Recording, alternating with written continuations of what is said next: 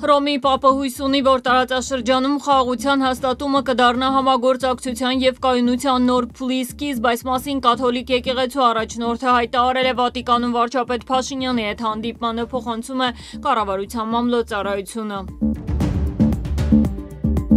Եվրամիությունը կարող է կասեցնել Վրաստանի քաղաքացիների որոշակի խմբերի համար առանց վիզային ռեժիմը, հայտարարել է Դաշինքի դիվանագիտության ղեկավար Կայա Կալասը, նշելով, որ համապատասխան առաջարկը կներկայացվի այս տարվա վերջին։ Եվրամիության արտգործնախարարները շատ հստակ նշել են, որ Վրաստանում օրենքի գերակայության և մարդու իրավունքների իրավիճակը շարունակում է վատթարանալ, պնդել է Կալասը։ Իրանի գերագույն առաջնորդ Այաթոլլահ Ալի Խամենեին հերքել է նախագահ Թրամփի պնդումները, թե Միացյալ Նահանգների հարվածների արդյունքում ոչնչացվել են Իսլամական Հանրապետության միջուկային օբյեկտները։ Շարունակիր երազել, արձագանքել է Խամենեին, կասկածի տակ դնելով Սպիտակ տան ղեկավարի իրավունքը մեջբերում թելադրելու, թե ինչ պետք է ունենա կամ չպետք է ունենա երկիրը, եթե ունի միջուկային արդյունաբերություն։ Երեկ Fox News-ին տված հարցազրույցում նախագահ Թրամփը կարծիք է հայտնել, թե Իրանը դադարել է լինել Մերձավոր Արևելքի բռնակալը Միացյալ Նահանգների հարվածներից հետո, որոնք ոչնչացրել են Թեհրանի միջուկային կարողությունները։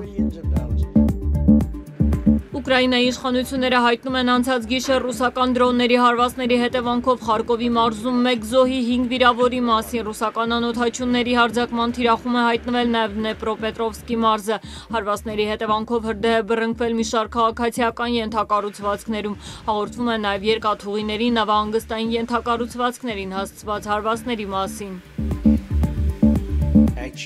Եվրամիության անդամ երկրները համաձայնության են հասել մինչև 2027 թվականի վերջը փուլ առ փուլ ռուսական գազի ներմուծումից հրաժարվելու շուրջ ամբողջովին վերացնելու կախվածությունը, որը Դաշինքը դժվարությամբ էր հաղթահարում։ Որոշումը պետք է հաստատվի Դաշինքի խորհրդարանի կողմից։ Բրյուսելի տվյալներով ռուսական գազը 2025 թվականին կազմել է Եվրամիության ներմուծման մոտ 13%, տարեկան ավելի քան 15 միլիարդ եվրո արժողությամբ։